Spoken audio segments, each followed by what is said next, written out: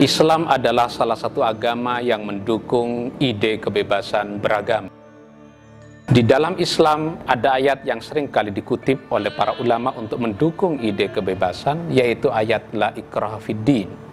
Tidak ada paksaan di dalam beragama. Ayat ini ditafsirkan oleh Jaudat Said bahwa Islam mendukung kebebasan setiap individu untuk masuk ke dalam suatu agama dan untuk keluar dari suatu agama. Banyak ulama yang berkata ayat ini adalah termasuk di dalam kategori ayat lafadznya, teksnya sangat umum yang disebut sebagai lafadz am. Dalam pandangan usul fikih Abu Hanifah, lafadz am adalah dalalahnya qat'i. Dengan demikian tidak bisa dibatalkan oleh hadis ahad. Karena hadis ahad dalalahnya adalah dhanni, sementara lafadz am dalalahnya adalah qat'i, maka banyak ulama yang berkata bahwa pindah agama dibenarkan berdasarkan kepada ayat la ikraha fiddin.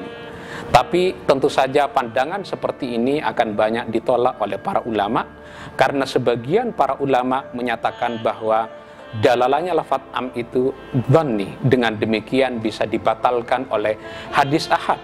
Salah satu hadis yang sering kali dipakai sebagai hambatan untuk menggagalkan ide kebebasan beragama adalah hadis man baddala dinahu faqtuluh. Barang siapa yang pindah agama maka bunuhlah. Tapi dalam penjelasan Jaudat Said, hadis ini dinyatakan bukan hanya tidak jelas dari sudut perawinya apa sebab turun hadis ini, tapi juga hadis ini diragukan kebenarannya karena bertentangan dengan prinsip dasar ayat Al-Quran. La ikraha fiddin, tidak ada paksaan di dalam agama.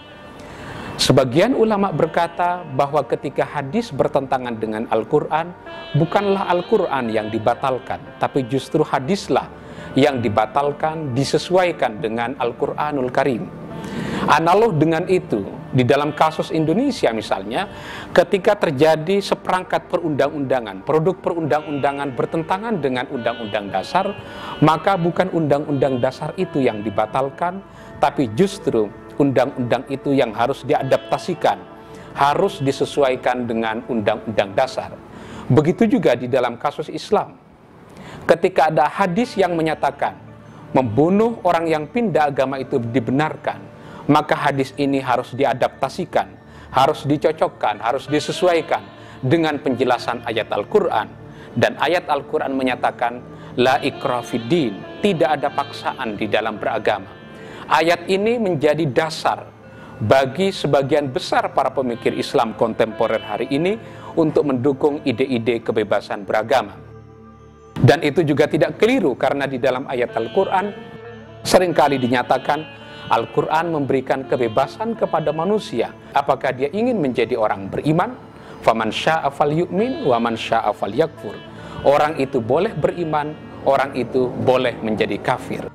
Dengan demikian seharusnya masyarakat Islam, umat Islam tidak memandang bahwa kebebasan beragama itu merupakan ide yang dicangkok dari dunia luar, tapi justru kebebasan beragama itu built-in di dalam ide-ide yang dikembangkan di dalam Islam sendiri.